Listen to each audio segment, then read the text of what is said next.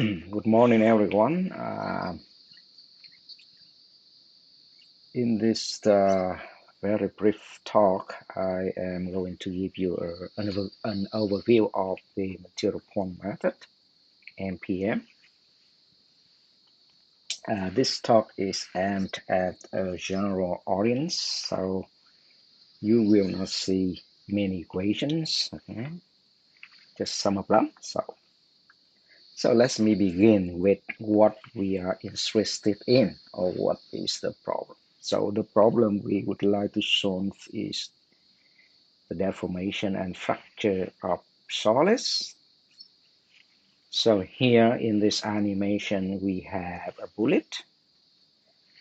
Of course, this everything is three-dimensional, but this is a two-dimensional simulation. So you see a bullet, and this is a target made of steel, and the bullet is impacting the target and then damaging it here and here, and eventually a part of the target is removed.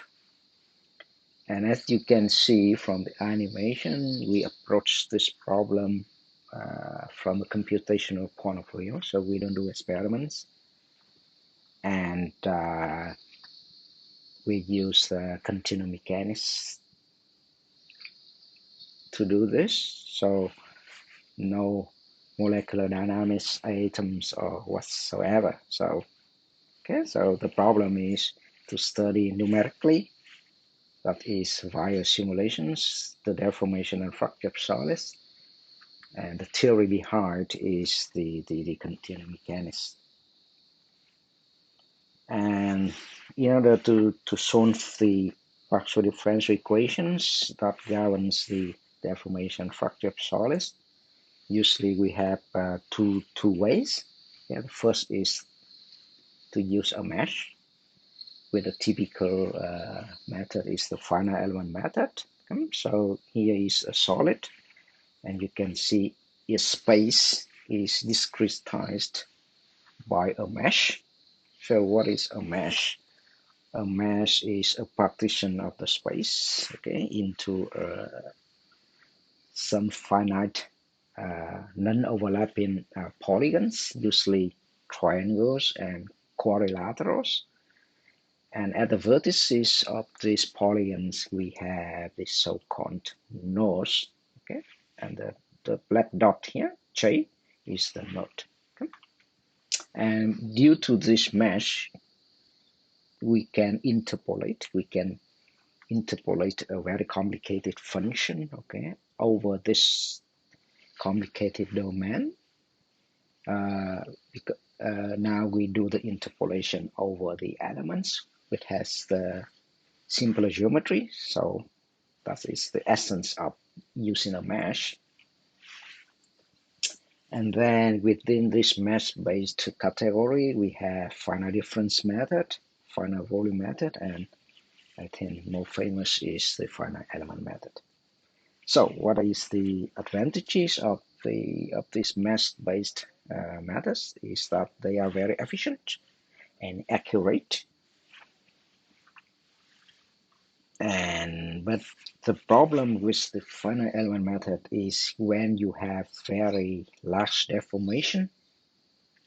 So you imagine you have a rubber bond, and then you squeeze it,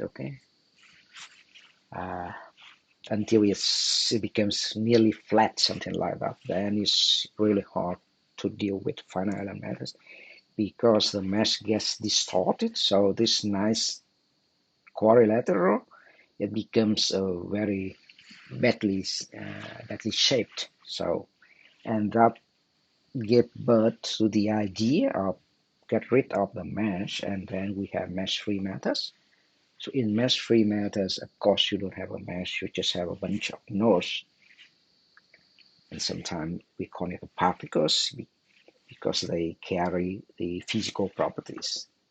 Here I show you the impact of a spherical ball into a target with particles. So now the basic concept is points or particles. And in this category, we have so many different variants, different methods like element-free Galerkin, 1994 by Belisco, SPH, even earlier, 1977 by Lucien Monaghan, and we have MPM by Sunsky, 1994. 1994 is a miracle year. And then, of course, is free of mesh distortion because we have no mesh. Okay. However, there's no free lunch because you just have a bunch of points to represent the geometry. So the geometry is not accurately preserved, that's for sure. If you have smooth surfaces, okay, and then you have just a bunch of points, then it becomes zigzag, not smooth. Okay, now come to the MPM, the topic of the talk. Okay, so the idea is that you have in this animation, let me show you again. So you have two disks and they are given an initial velocity. This guy go in this direction and this guy go in that direction.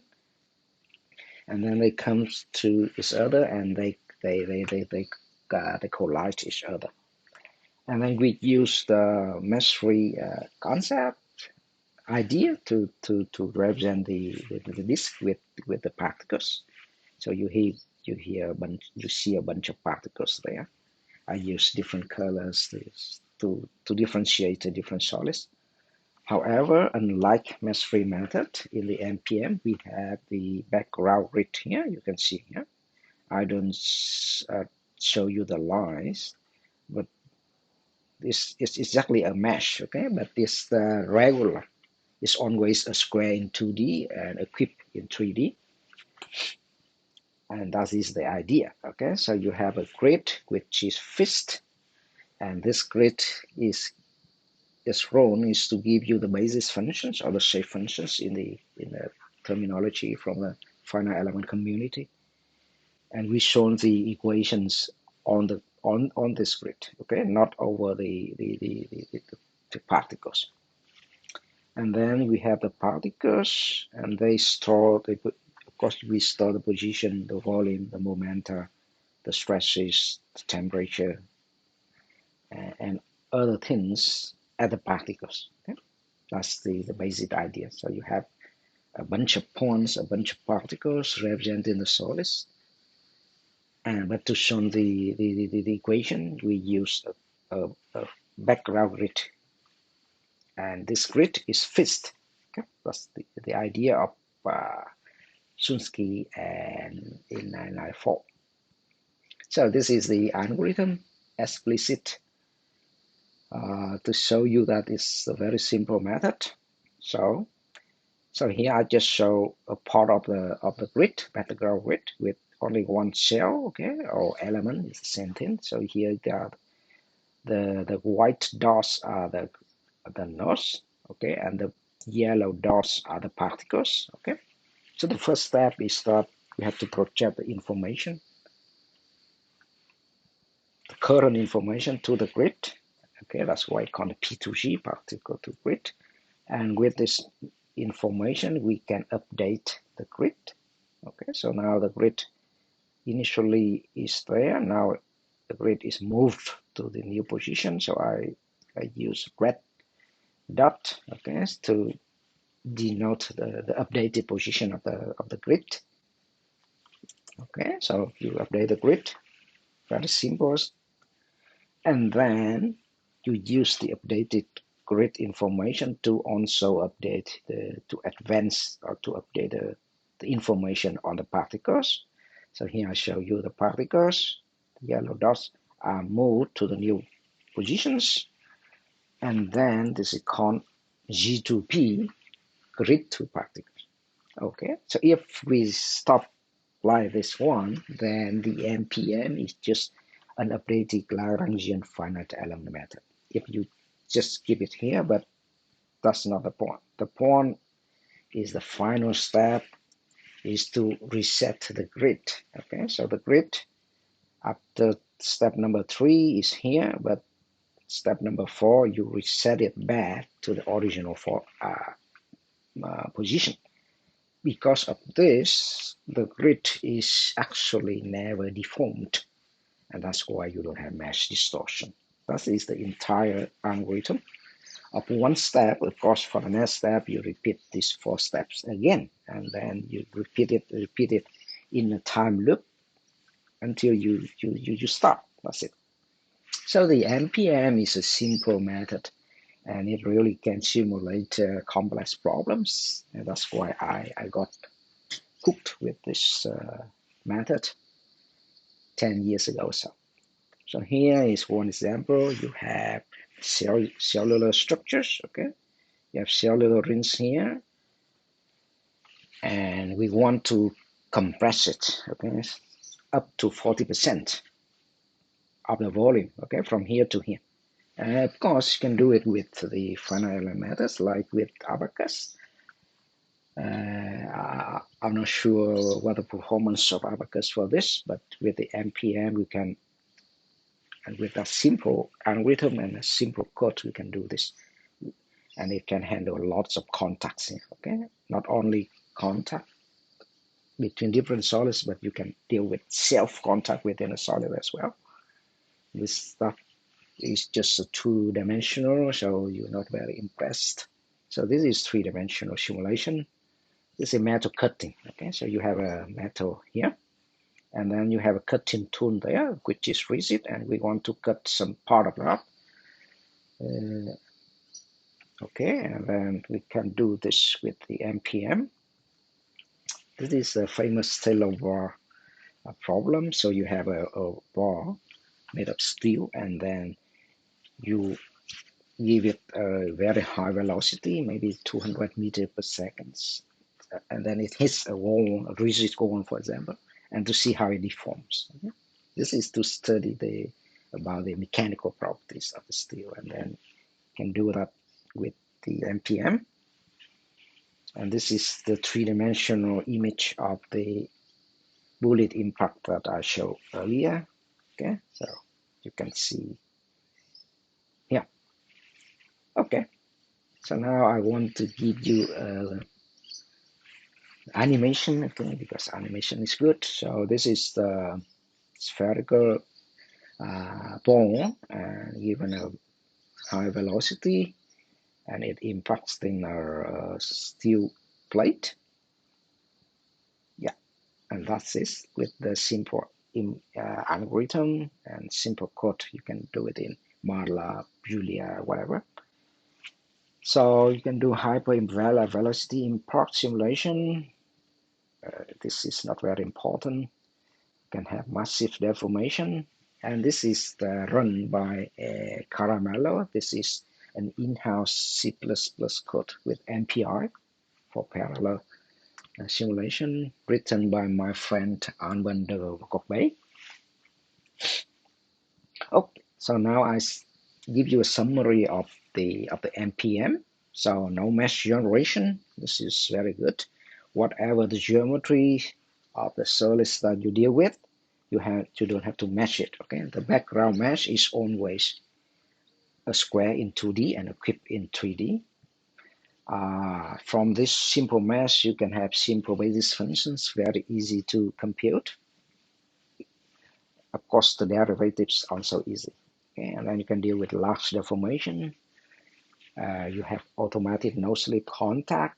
Automatic means that you don't have to write extra code, okay, and it can have no-slip contact. Of course, to deal with slip contact, you have to do something else, something extra. You can handle multiple contacts in a very efficient way, okay, regardless of the number of solids, okay. The algorithm complexity is not scales not with the is efficient. Okay, so let's go into details.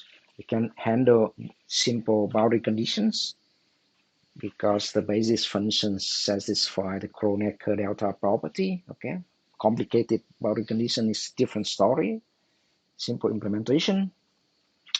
Okay, however, The NPM so far that I presented so far is called the ablative Lagrangian NPM, and it has issues. Okay, if it doesn't have issue, then I don't have anything else to do. So I lost my job.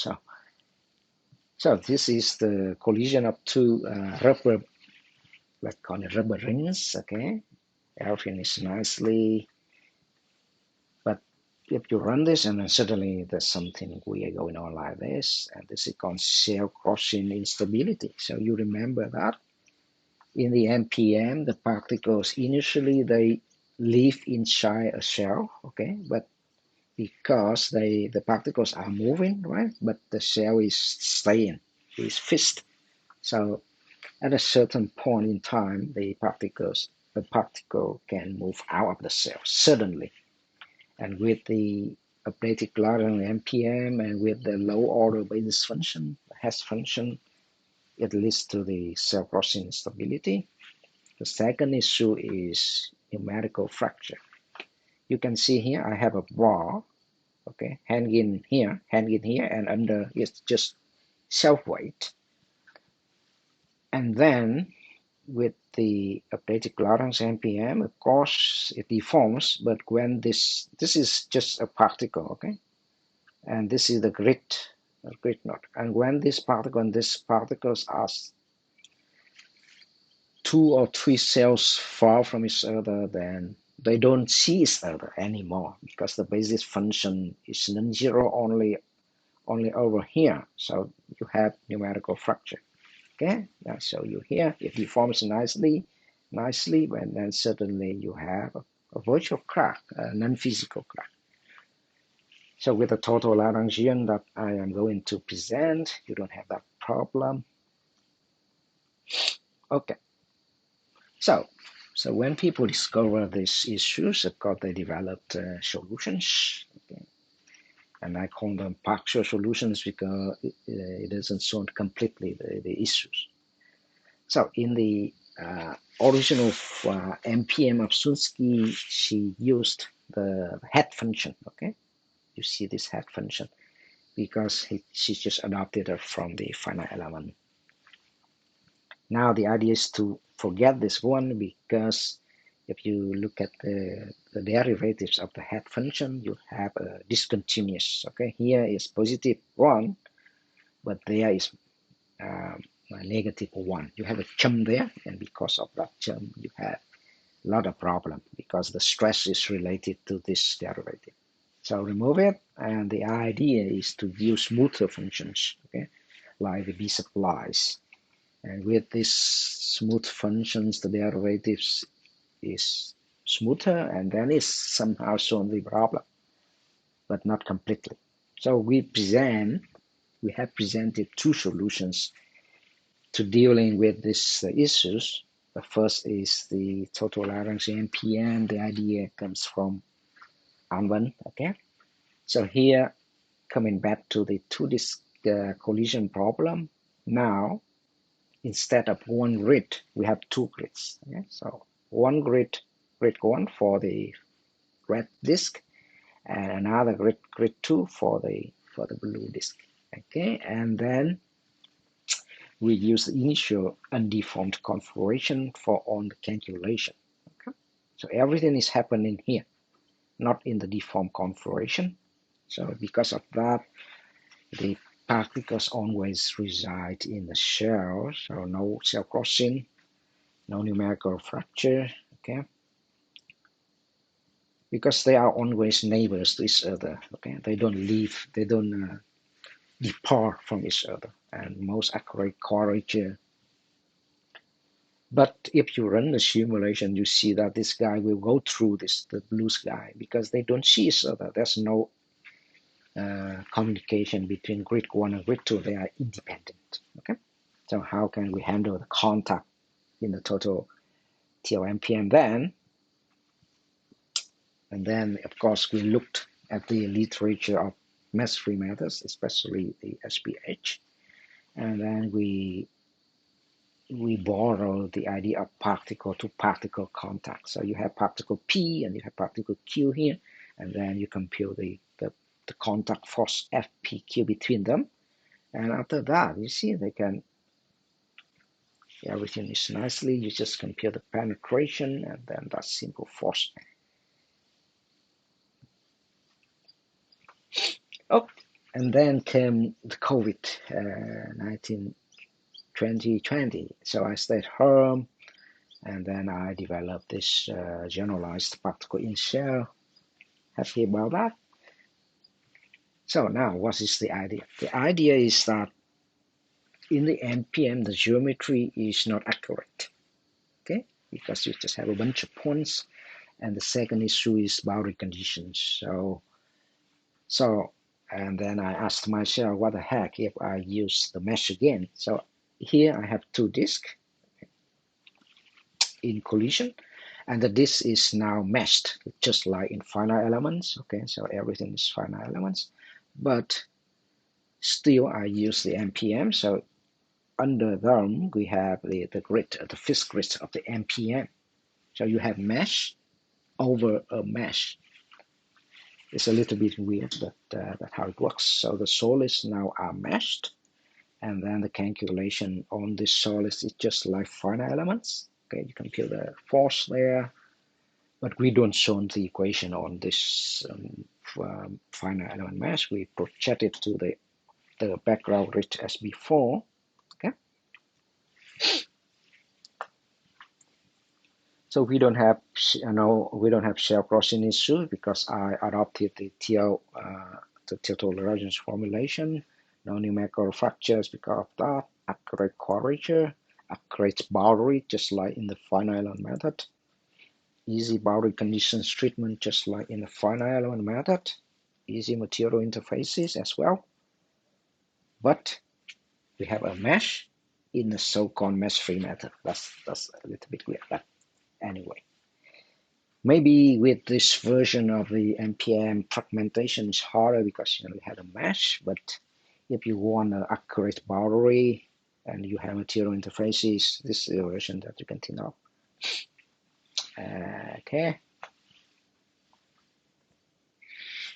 So that's the basic idea of the NPM. I show you, to conclude the talk, I show you one example that you already see, but so here I have a spherical plate with this radius of 250 mils, thickness is 12 mils, and then I have this is a bullet, okay, and it has given initial velocity v, high velocity, and it impacts and it will punches through the steel, and we want to see the residual velocity. Okay, has real industrial applications, but that's not what I'm interested in. I just want to replicate this on my computer. That's what excited me. And then I show you this simulation, so I can pass that one, and this is the result. Okay, so we focus on this on the right graph. So on the horizontal axis is the initial velocity of the bullet, and on the vertical axis is the residual velocity in meters per second. Okay, and here we have a bunch of data. So one with the legend star is from the experiment, and then with the green squares are from the finite element method. I think this comes from Abacus. And then finally the orange dots are from the TOMPM. If the initial velocity is bigger than 200 meters per second, and then you see that the simulation and the experiments are in very good agreement, and the finite element as well. So the finite element is still the best, okay? But the TOMPM with very simple code can do a pretty good job as well, okay? Of course, we don't do it for velocity smaller than 200 because there the agreement is not good. Yeah, we just very honest with you. We say that when it goes and when it not work. So that's always things to continue. Okay, so that's it. I give you a summary. So the MPM is just the ideas. You have a bunch of particles representing a solid, and then you have a background there. Okay, the background read is to show the equations. So you have an interaction, the exchange of information between the particles and the grid. That's it.